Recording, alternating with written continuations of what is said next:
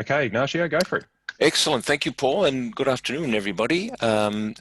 This short presentation will be just my attempt to share what I know about and I've discovered about Trello in the short time that I've been exposed to it. But I think it's a good alternative, as a number of tools are out there that can help us, I guess, collaborate, share ideas virtually, particularly in these times. But when we get back into an office situation, if that's ever the case, this still applies. This is a great little tool that that allows you to create activity boards, whether it be Kanban type or other sprint type boards. So let me just demonstrate what we have here. I created an Integrity Works Agile Sprint board, which is named here, and as you can see, that can be edited. That's an editable field.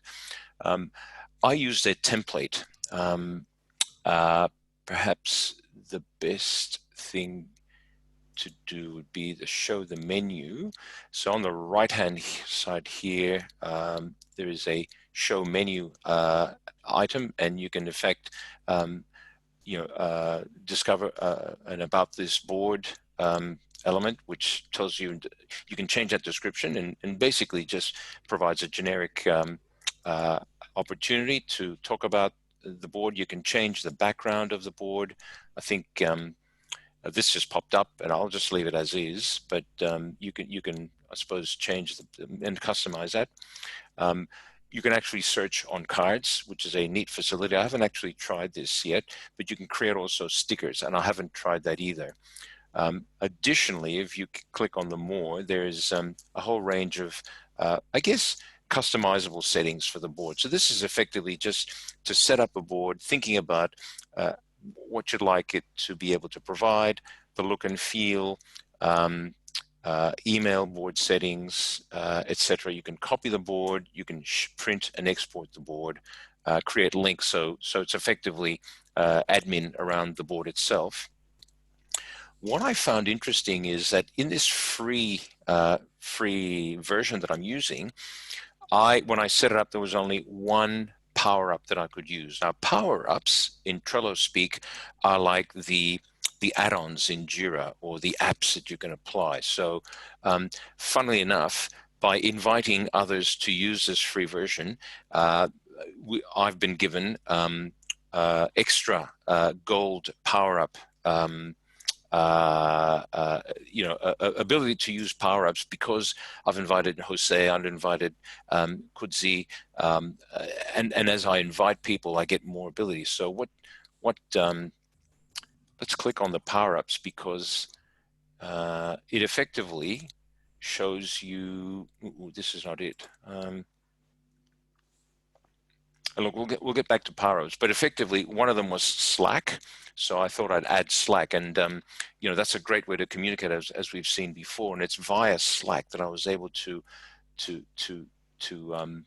and thanks to Kudzi, our resident communications controller, we've been able to get Jose and yourself, Kudzi, to join the board, because if I wanted to invite someone, if we had emails, this is where we'd put the email.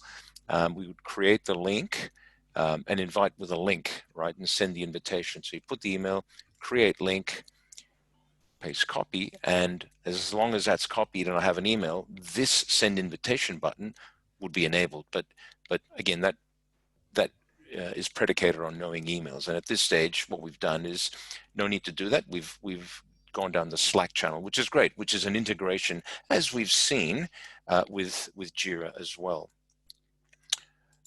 Okay, that's a little bit about the menu. I have assigned some cards to some of the team members. So Paul, I've assigned you this card, and if we open this card up, you can see that there are a number of things that you can do with a card.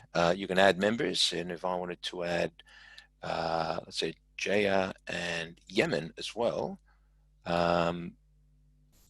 bingo. And I suspect that you may be receiving some Slack notifications. I'm not sure. I haven't actually edited the alerts with Slack, but I've added you to these cards. And the labels, these labels came preset with the template. So labels is a way of actually, creating new labels. And the interesting thing is they are color coded, so or at least uh, pattern coded, so people who are not color acute or color blind or impaired we don't rely on the colors, but you can actually have the patterns, which I thought was really interesting. So again, you can create your own labels and delete labels. You can create due dates. So we'll set a due date for this task, even though it's in the backlog. Let's say that it is due Friday the 9th at 12 p.m. And so now we've got a due date. You can effectively create checklists. If you wanted to add a checklist of some description with a title, you add it, and you can develop the checklist to suit the card or any other requirement. You can add attachments, power-ups. Here we are. Let's add a power-up. Aha, this is what I wanted to show you. So these are a list of plugins or apps or add-ons, and there's a variety of them, whether it be timeline related or communications. There's cost related Trellos. There's the power-ups. Power-ups to help you manage the communication within Trello. So really, I thought it would be good to add one around HR and operations, but given I think Kudzi, your areas in change and OCM, I thought it might be useful, but I didn't really quite know what to pick. Look, I just wanted to show you that this is just a feature that is available. You can customize Trello. You can add as many productivity tools as are available here. And if you want to go in and do that with this free version, we've got access to some more power-ups. So by all means, go ahead and you can do that. These I guess buttons down here are about managing the actual cards themselves. You could move a card by selecting the in fact the target where you want to move it to, which is I suppose relevant to the existing sprints or columns. But you can just as easily do, okay, bring it back into the sprint log.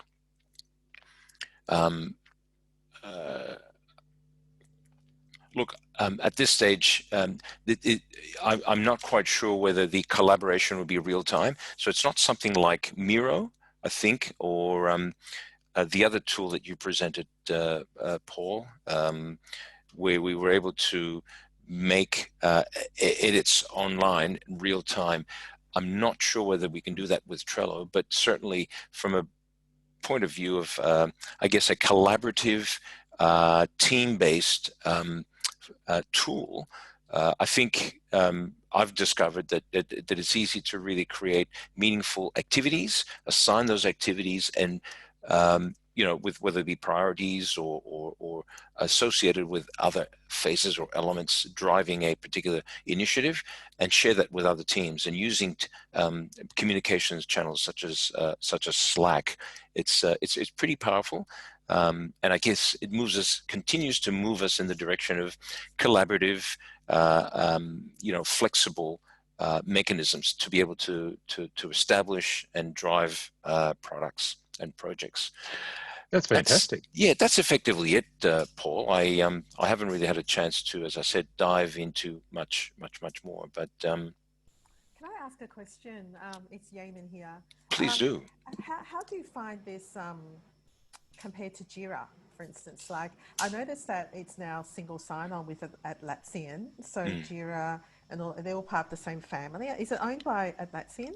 It is. I found that Trello is part of the Atlassian family. or tool So set. they're not competitors, are they? They're sort of used for different purposes.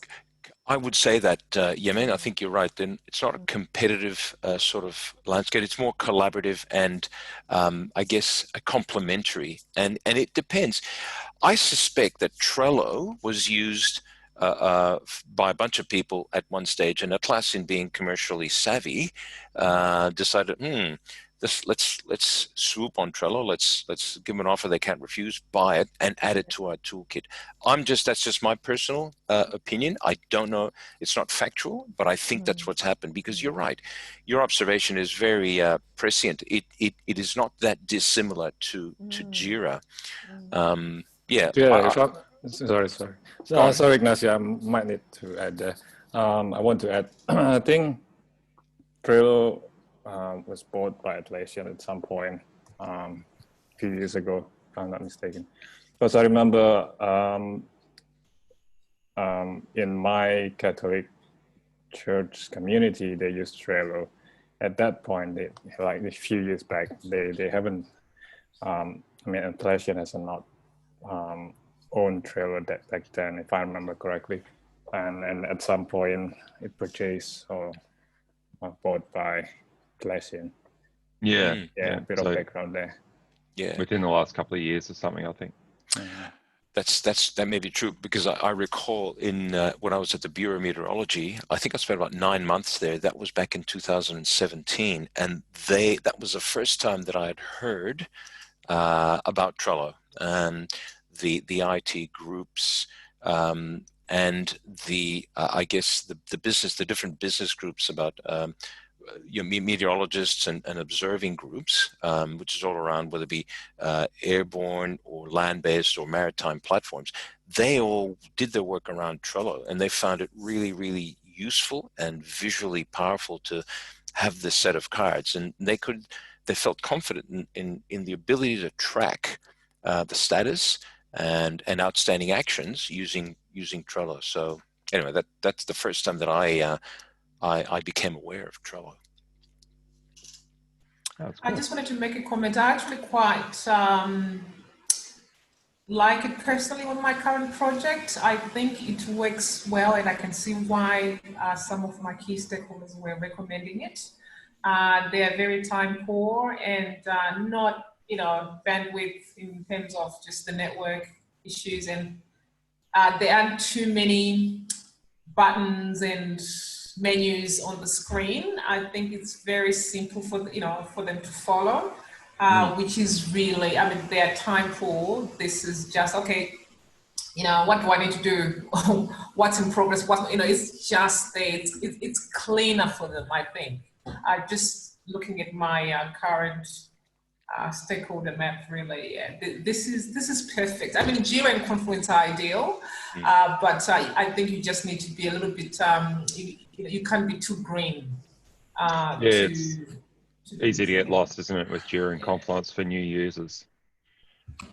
Yeah. Thanks so much, Ignacio. I really appreciate it. Yeah. My pleasure. Look, I'll just finish up with one other one. Under Integrity Works, I thought I'd also go create a Kanban demo, but all I've done, this is so raw and unsophisticated. I just actually grabbed the template and I said, great, let's call it Kanban demo. So again, whether you want Kanban or the sprint, I need to look for more templates. I'm not quite sure how many additional templates I have, but to your point, Kudzi, it is visually and very intuitive, isn't it? And particularly if you've got stakeholders that are time poor and want something that is fairly simple to follow and understand.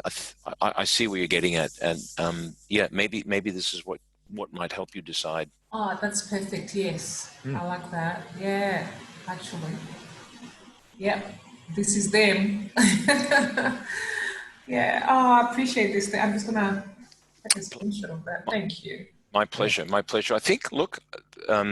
That concludes, and I think it's great to have this conversation. Now that we've got a fairly persistent team, happy to keep exploring, you know, other capabilities and ways we can set this up. And I'm happy to keep exploring, and maybe when I've got something a little bit more concrete, provide another demo. Maybe I need to think about something that's a bit more personal. And I think I'm getting to that point. I just yeah. So Yeah, that's awesome. that's it. Well done, Ignacio. Yeah, thank you very much. Thank you, team. Thank you. Appreciate it. Really My appreciate pleasure. it. That's awesome. Thank you, Ignacio. You're welcome. I want to add a little bit to that. So Atlassian is actually using Trello templates in all their playbooks. So I have been part of giving feedback on all their latest plays of playbook, Yeah. like PLAY, not PLAC. So they actually have been providing Trello templates along with Confluence templates, which I always tend to use the Trello templates. I think they're realizing how that's a lot more simpler and how people want to use it more and more. And anyway, so it's very widely used now in Atlassian, many products. That's fantastic. That's good insight. Thanks heaps, Jay. Very good. Thank you. Awesome. All right. So I'll share my screen.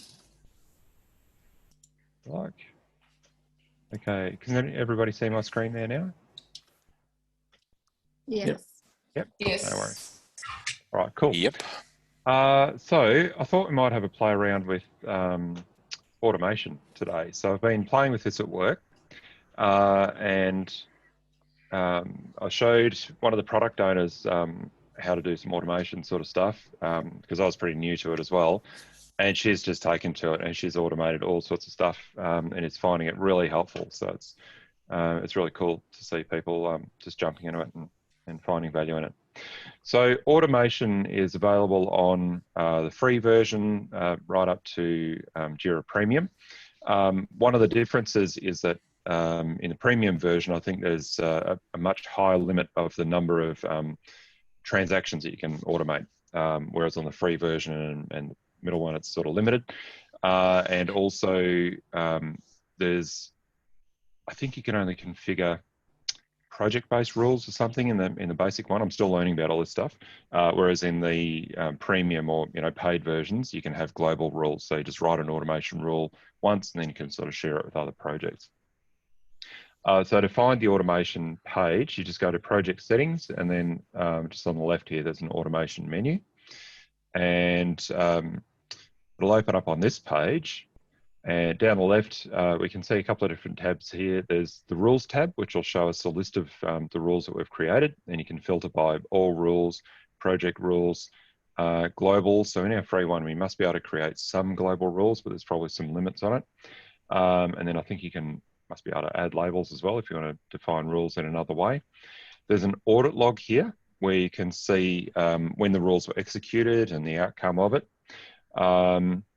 And library, I haven't played with this before, but this is pretty cool. This must be some sort of templated rules that you can use. So we can play with some of these shortly. If we wanted to add a rule,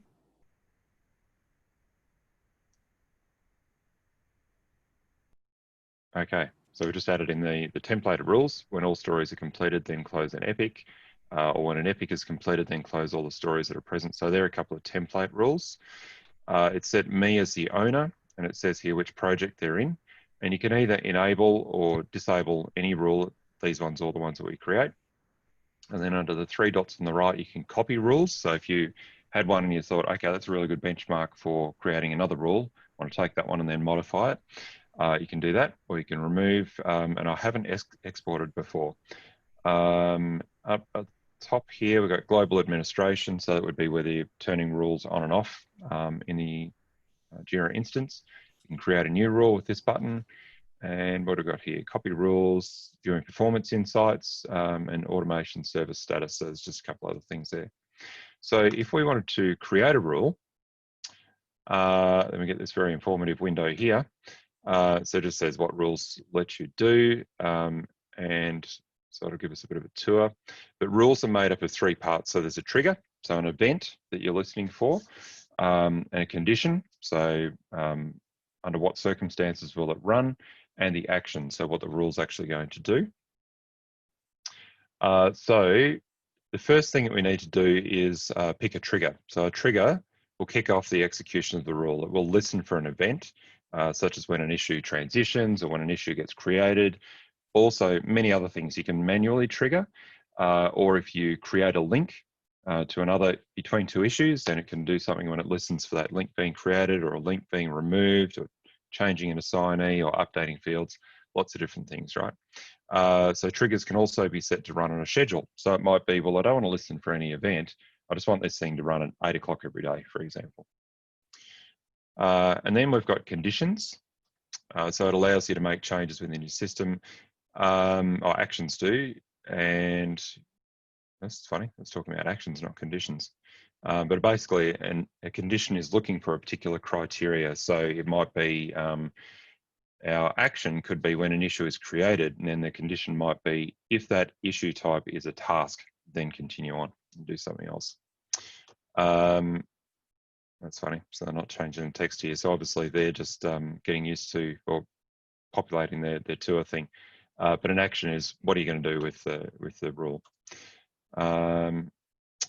Navigation, you can add components to rules. Oh yeah, so as we add in components, they'll appear here. So it builds up the rule visually on the left-hand side there. And we can add more bits in as you're building the rule as well. So there's a range of different triggers. So each of these different sections, triggers, conditions, actions, it's sort of got this recommended thing up the top here. It says something's popular or whatever. And so the recommended ones here are, for a trigger, when a field value changes, we can do something. If a comment is put on an issue, we can do something. If an issue is created, we can do something. Or if an issue is transitioned, we can do something. The other triggers that are available down here, those repeated ones, or the ones that are at the top, are repeated here again. But also if an issue is deleted, if an issue link is deleted or created, if you move an issue from one project to another, there's transitioning again, you know, if you go from open to in progress. If you update an issue, so if you edit any field, manually trigger, so you get an option in your the ... menu. So you would click on that and then you'll see an option down there to, with the trigger, the rule name, and you can trigger the rule. You can run it when one of selected issue events occurs. So you could say, well, under any of these certain circumstances, change of assignee, transition, etc., then trigger that rule. An SLA, so rule is run when service limits are about to breach, when a sprint gets completed or created, or when a sprint starts, when a version is created, or a version is released, or a version is unreleased, or a version is updated. So these are all different sorts of triggers around sprints and versions that you can have, or if somebody logs some work on it. So if you log an hour's work on a user story or a task, then you can fire off the rule as well. There's DevOps triggers, which are pretty cool. So if you've got Bamboo or Jenkins there, then some of these will run, or other tools as well. So if a branch is created or a build fails, a whole heap of different things in there that you can use as well. Or you can schedule a rule to run, or an incoming webhook. So if we wanted to link Jira with Slack, for example, Ignacio, the Slack integration that you'd been playing with, then you can also fire off a trigger via a HTTP post as well. And so I think maybe that'll work with Slack. So if we just say, let's say with transitions, right? So if we want to have an issue that goes from, it could be from any status to closed, for example. All right. And then we get our trigger over on the left-hand side here. So if something goes from open straight to closed, or from in progress, etc., then that will fire off this. Okay, so we save that transition, trigger, sorry. Now we can add a condition. And so it could be issue fields condition. Check whether an issues field meets a certain criteria. And then the other ones, now with automation, we've got this thing called smart values. So issue status name. And I'll see if I can find, I'll just open another window. And just while we're talking here, So bear with me a second. Okay. I'm just going to show you something that I found. And open up here. We've got access to the JSON value. Sorry, the JSON data for any task here. So if I put in here,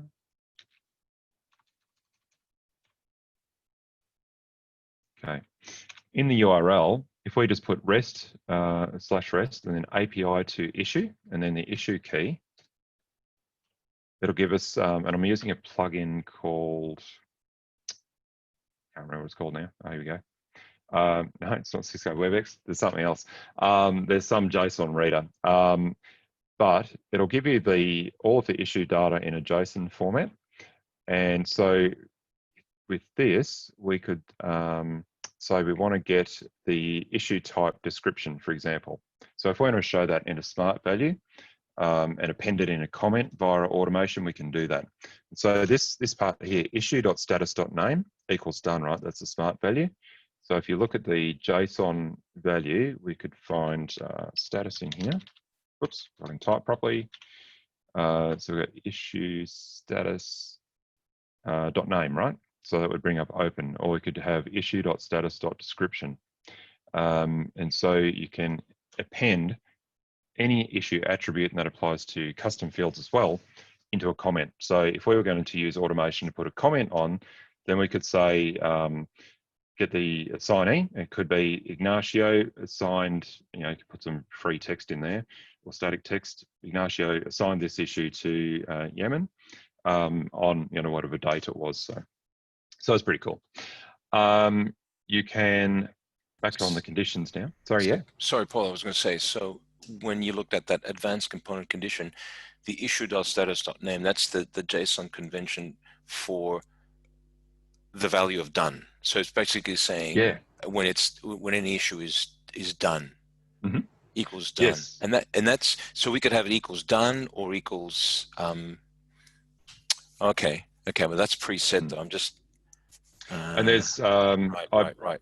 I had a quick look at it. I'll post it in the Slack channel later, but there's a page on all of the smart values, and there's like mathematical functions and all sorts of stuff you can do. It's almost like its own programming language. It's really cool. Could you edit that element of your automation rule once you add it, so that you can say, well, equals and edit the value done? Could have some other. Yeah, absolutely. Okay. So let's play around with that. So I'll just run through these other ones. Sure. We'll build a rule and then we'll run it and then we'll edit the rule and play around with it. Okay, so you can also use JQL. So remember when we've shown JQL with creating filters and quick filters, and when we were doing the card colors and all that sort of stuff, you can evaluate the running of a rule based on JQL as well. So you can make it very complex if you wanted to, or very specific. You could have it where it was a user condition. So it could be if the current logged in user was a particular person or something like that, then you can run a condition. You can do if else blocks as well if you wanted to. So you can test a few different things and do one thing, like if it was moving to done, then you could put one comment in. Otherwise, if it was moving in progress, you could change the assignee or do something completely different, right? And then issue fields condition. So if an issue field meets a certain criteria. So similarly, how we've got a comparison up here, if the issue.status.name equals done, you could do a similar thing here with just checking if the status equals done. And then you can look for related issues as well. So check if related issues exist or match to JQL. So maybe let's use this one. And so under related issues, we can do something for all the subtasks. So if we had a story that had subtasks underneath it and the story changed in progress, or if the story had a fixed version set, then you can automatically apply that fixed version to all the subtasks, that sort of thing. Same for a parent. So if you'd make a change in a subtask, you can do something to the parent task above, or for stories in an epic, or created issues, linked issues as well. lots of different things, right? So let's just go with linked issues now. And let's see blocks. Okay, so if we have an issue that is linked to other issues via, and it blocks them. So if we had a task that needed to be done and it was preventing other work from getting done, then we can look for that blocks link type and condition here. Let's just leave it as present. We're going to restrict it to this project, so we'll save that one. All right, then what would we want to do? So we might, and I'm going to borrow from the person at work who did this, because I thought it was really cool. So if we resolve something that's blocking something else, maybe we can edit the issue and we can remove the flagged value. So we can clear flagged. So, you know, in a backlog, if you right click and you go add flag, then we can say Paul flagged this one as blocked. And let's say that that is blocked by IMB5. So I might go link and I might say it's blocked by IMB 5.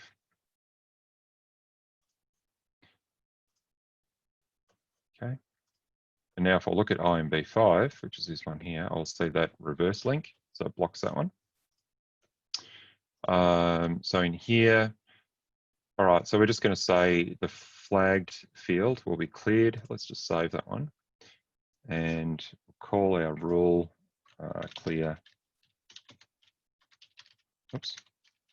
Blocked flag. Turn it on. Okay. So now if I move this one to done, resolution is going to be done.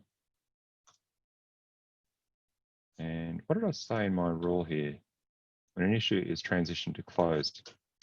So what's my, so it's gone resolved. Now let's move it to closed. So you notice the rule didn't fire before.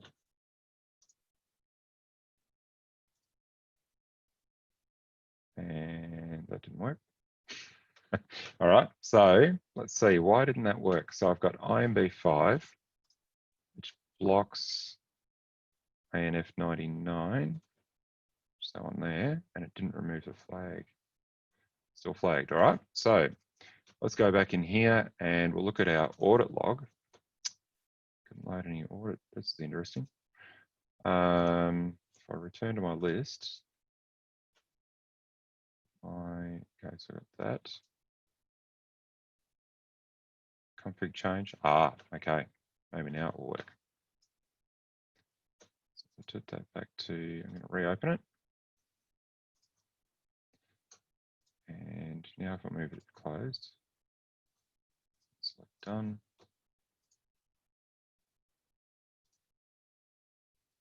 Still didn't work. Let me have a look here. So I'll have a look at my audit log.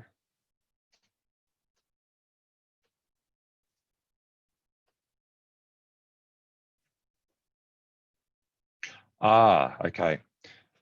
It's because we're in the free version. I've limited it to, I should have thought about this. Because this is in the IMB project, not in ANF.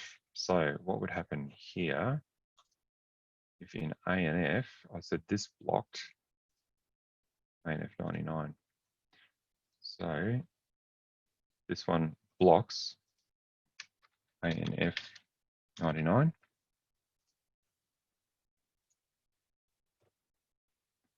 Now if I move that to closed,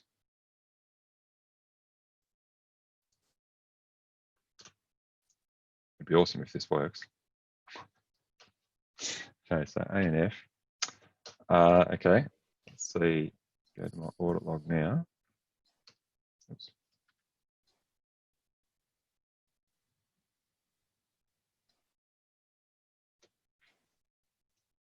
Sorry, Paul. Could it be it's missing some sort of action after the condition? It could be. Let me see if I've got automation actually enabled. So, okay. Automation rules, so it's in system.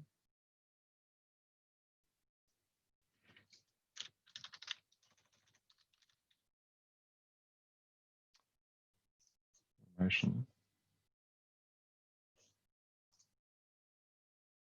Well, configuration.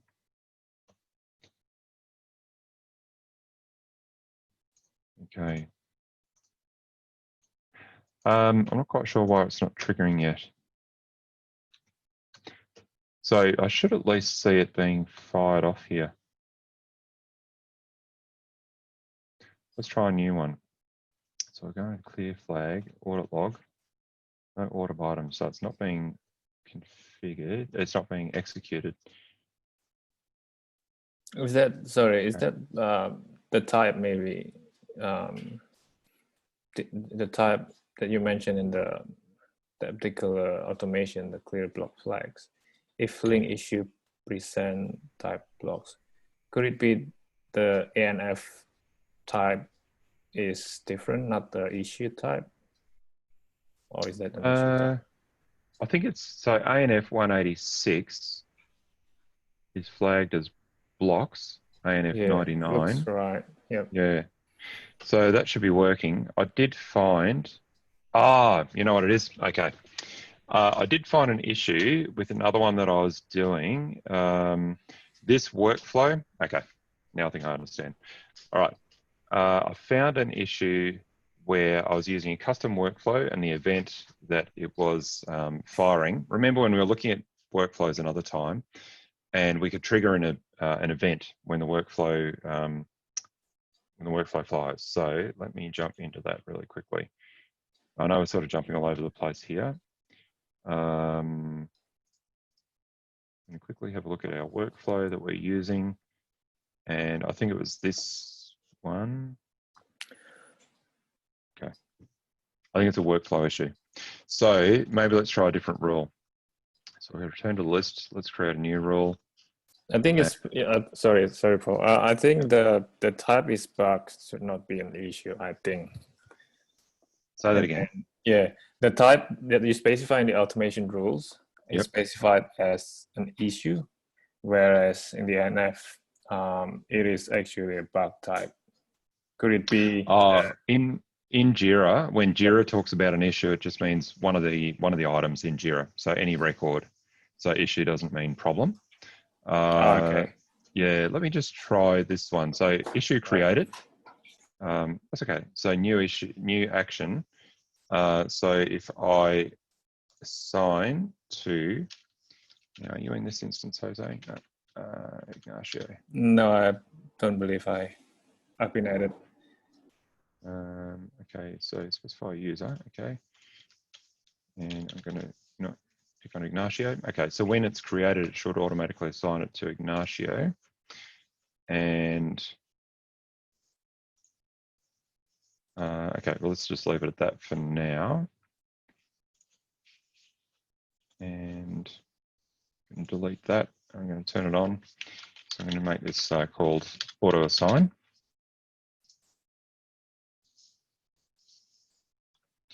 It's been turned on. So now in here, if I go, and that is enabled for ancient circle.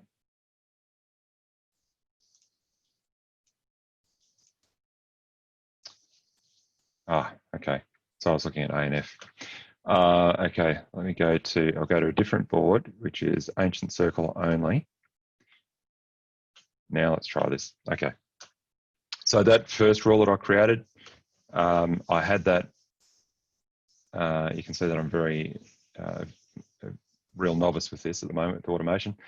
So the rule that I had before, I had it under the project of ancient circle, and the issue type that I was playing with before was, or the issue was under ANF.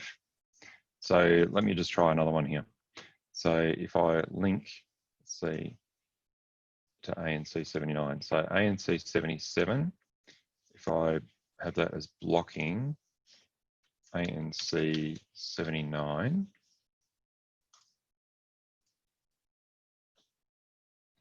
if we move that to closed, Oh, hang on.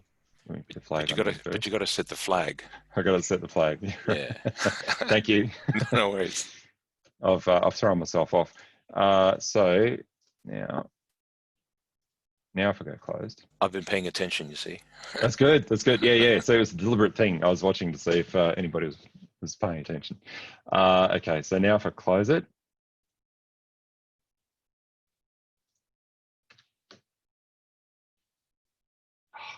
Okay. All right. Clear a lock flag. Audit log. Didn't load. Go to all the rules. Audit log. Some errors. Okay. At least we've triggered it now. Okay. So clearing the block flag, it's fired. We've got some errors. Let's have a look in the audit log and see what happened. It was configured with a project restriction. Okay, that's fine. So it's A and C. And we were in A and C. All right.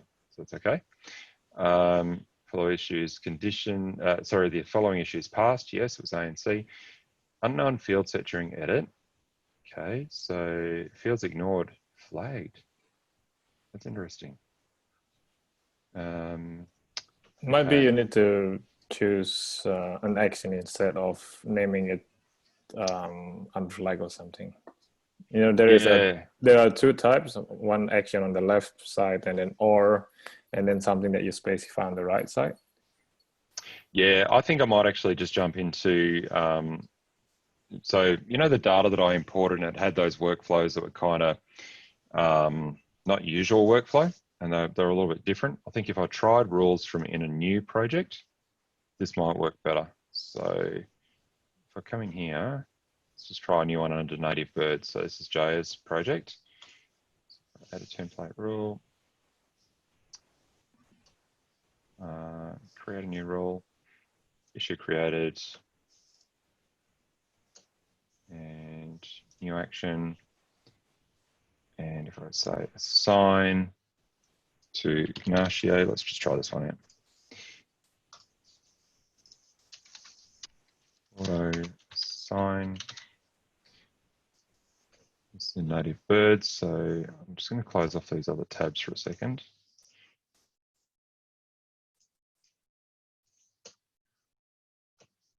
Okay. Native birds, I'm going to create an issue, new task. And if I open that up, there you are. Ignacio is the assignee. Fantastic. All right, finally got it done. Okay, so that's working properly. Thank you for your patience, everybody. It's a little bit clunky. So now let's try this other one where we've got the blocking thing, right? So it's native birds, create new rule. And we're going to say issue transitioned from anything to done. I'm just going to repeat these other steps. New condition, and we are looking through related issues, anything that was linked, and if it's linked on blocks, if there's anything that's present, then our action is going to be edit the issue and flagged, and we're going to clear the value for flagged. I'm going to say clear flag.